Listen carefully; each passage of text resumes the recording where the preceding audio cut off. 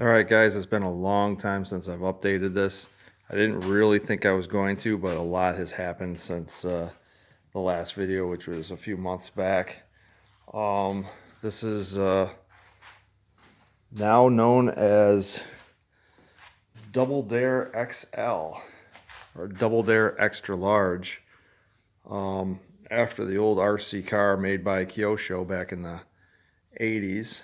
And yeah, let me pop the hood real quick and show you what we've done.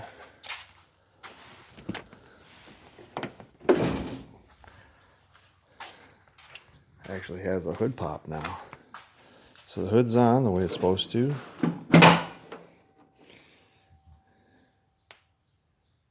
So all the wiring is done except for the battery. That's the only thing left. I got to get a radiator and an electric fan plumbed in.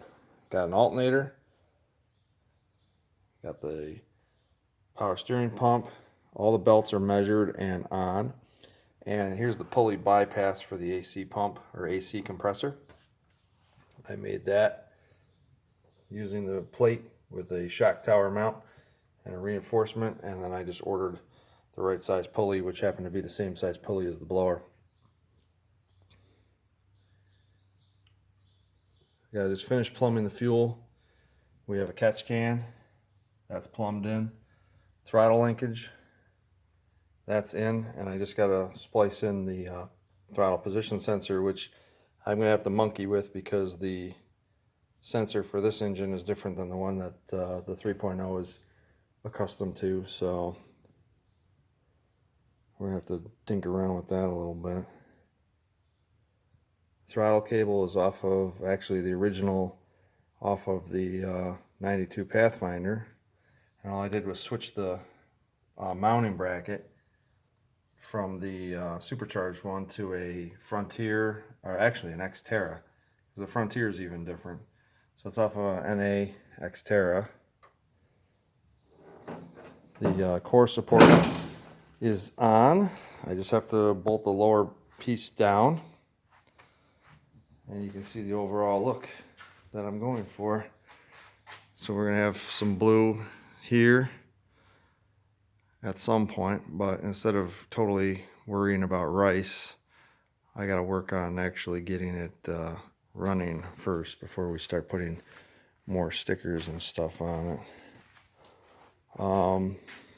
Inside, I haven't really done too much to it yet. It's a little clean up here and there, some gauge placement here and there, but you can see that it really is starting to take shape here for sure. So I got a box of goodies over there on the floor that have got to be installed, and then yeah, we got the diff filled, we got the engine filled with oil, spark plugs in, spark plug wires. We got the distributor in, distributor set to top dead center.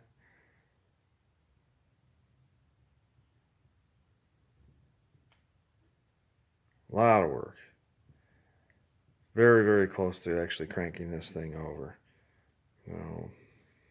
I'm excited.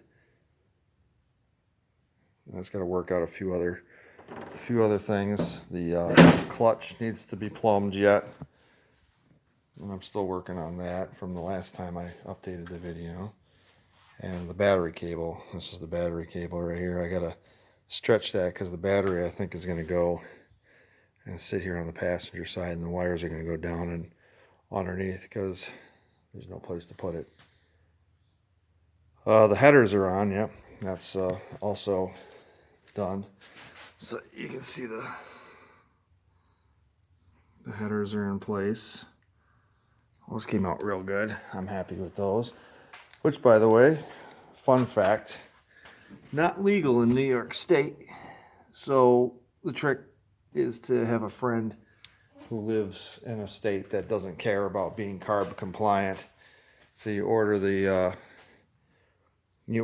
headers and you have them shipped to that state, and then have them turned around and shipped to you. So if you're in California or New York, the two buttholes of America, yeah, you can't directly order headers straight to you. You have to come up with an interesting way around it. But let me know what you guys think in the comment section. Like, share, and subscribe. It's been a while since I updated this because it seemed to really not have much traction, but I think now that it's got a little bit more look to it, it probably will, hopefully people will be more interested in what I'm doing. So close. If I can get the battery cables done, then we can actually crank it, and then we can finish up with wiring out to the fuel pump, which the plug is in the back seat or behind the front seat. And I just got to send a hole out of the cab and run all the wires for that. So there's a plug back here. That's for all that. So there's this plug here, which does the fuel pump. You can see that wire harness, and it also does the plate lights. And I've decided that I'm going to have the light bar mounted to the bumper here.